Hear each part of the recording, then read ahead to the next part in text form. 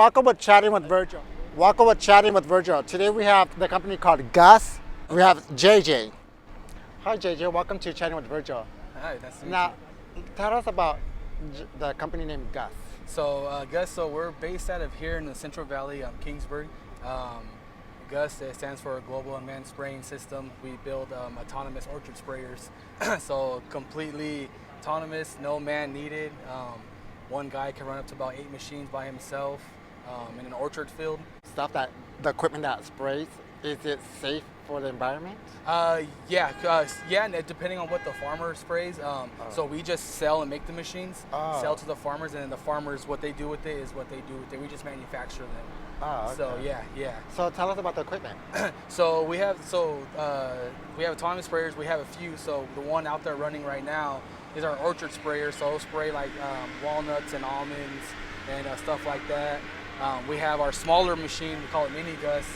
That one does more. That's like vineyards, stone fruit, apples, stuff like that. And then we just released this one right here. This is our herbicide Guss, and this will spray a lot of weeds. So it'll take care of a lot of weeds in the rows and everything else like that.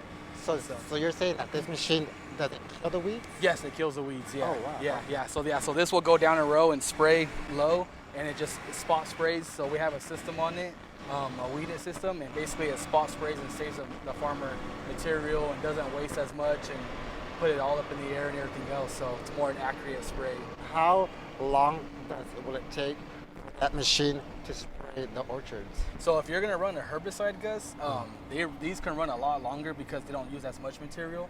So you could probably fill this tank up and run it for about 10 hours before you have to refill it back up. Our other machines out there, they spray a little more chemical. So usually those run about an hour or two before you have to refill the tank up again with more material and keep on going. And where are you guys located at or based at? At Kingsburg, right here in California. Okay. Yeah. Yep. So, and you said how many equipments do you guys have? So we have just a little over 200 machines out there. 200 machines. Yeah, we have some in here in the Central Valley. We got some in Florida, Australia, Arizona, Oregon. I mean, pretty much everywhere we have them out there. So. Wow. Yeah. So, show us this equipment, if you don't mind. Yeah. So right here, so back here, this is our weed detection. So that's basically what senses all the weeds. This. Yep, all that right there. So it'll go down a row, it'll see a weed, and it'll just, if it sees it, it'll hit it instead of just spraying the whole just straight flat.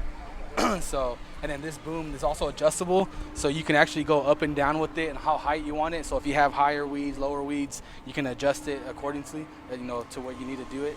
And then, it's just, and then everything's pretty much just like hydraulic driven. You have more, you can take a better look at the sensors right here.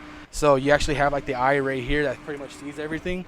And then they're off until 4 different channels. So like one will, control this section and that section. And then it just detects the weeds and everything else. So you said that's the eye? That's pretty much the eye right here, yeah, for the weeds. Oh, okay. Yep. So 90-gallon hydraulic tank, so you'll have plenty of fluid to run, because like I said, the majority of the machine is hydraulic driven. So, and then if you were to come around to the front, excuse me guys. Excuse me. So right here we have a camera for live footage, so you can pull this up anytime you want for driving up and down the fields, and they'll give you live footage of what's going on out in the field. This right here, our LiDAR, is pretty much the eyes of the machine, so this pretty much sees around the whole machine and detects everything, and trees and people, and if something gets in its way, it'll stop and let the operator know, hey, there's something in my way. And so that right there is like the most important out of the whole machine. Yep. Okay. So that's like the eyes pretty much. So, but yeah, and then everything else is the exact same on the other side. It's just extended out now, not picked up. So you can adjust this as well. You can make it come out. I believe it was, I can't remember the exact feet, but then you can also bring it in. You can raise it up and down. You can adjust it however you need to on the field. I did see that you guys had another equipment that has like a wing. What's that? Yeah, that'll be that machine over there. So that's for vineyards, so for good. grapes and everything else like that. Yeah, so that's what that machine would be used for. So, and then So how much would one of these equipments cost? So for this machine right here, it's $307,000. If you want the weeded system, like that I showed you with the eyes, it's 345,000. So it's an additional about 40,000 for that equipment. So a grand total would be 345. The one running out there is 300,000. 300,000. Yeah. Yep. But that's what it needs to do, right? Yeah. Oh yeah. Yeah. And then too, whenever you do purchase a machine, it will come with the control station, so that box on top, and a laptop, so you can control the machines as well. Oh, okay. Anything else you can tell us about the equipment or anything else? So pretty much the machines ran on GPS, cellular. So what we'll do is we'll go out to a field, we'll pre-map it. So we'll drive the field, map it out, make sure it's set for our machines. Once you map out a field, the map is good for the lifetime of the field. So unless they rip out the trees, their map will always be the same. So you can go in there, you can run your machines anytime in the life of the trees. So we now run on cell. So before in the past we're running on radio signal, so you have to be stationed. Well, now that we're running on cell, you can drive anywhere and control these machines. So is it battery operated or is it gas operated? it's a diesel. So diesel operated. Yeah. Diesel gas. Yeah. Oh. Yeah. So this tank right here on this side is diesel, and then the other side is hydraulics. That's not, Yeah.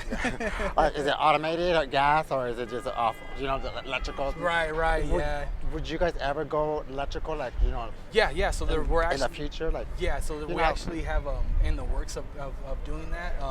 We're trying to keep up with the market, I guess you could say. Everyone's kind of leaning towards electrical right now. Yeah, so, I noticed that. So yeah, we there's talks about it and then everything else. So yeah, we are brainstorming about it. So If you guys did go electrical, what would be the cost of that kind of equipment? I have no idea. Yeah, It'd it would be. I don't know if it would be higher or lower. I'm not too sure because I haven't dealt with like the battery side of things. Yeah. So I just know batteries are really expensive. They are. Yeah, that's so, true. It is. Yeah, I'm not too sure how much it would cost on that end. Yeah, because there's a battery, but thinking also like where you plug it in, it takes electricity. Electricity, yeah, to charge it and everything else. Yeah, see, that's another thing that we'd have to figure out is, like with us, would we want it to charge as it goes? Does it have to go somewhere and charge? It's a bunch of questions. So Wow. yeah, so it is in the talks though. Okay. Thank you so Yeah, much. yeah.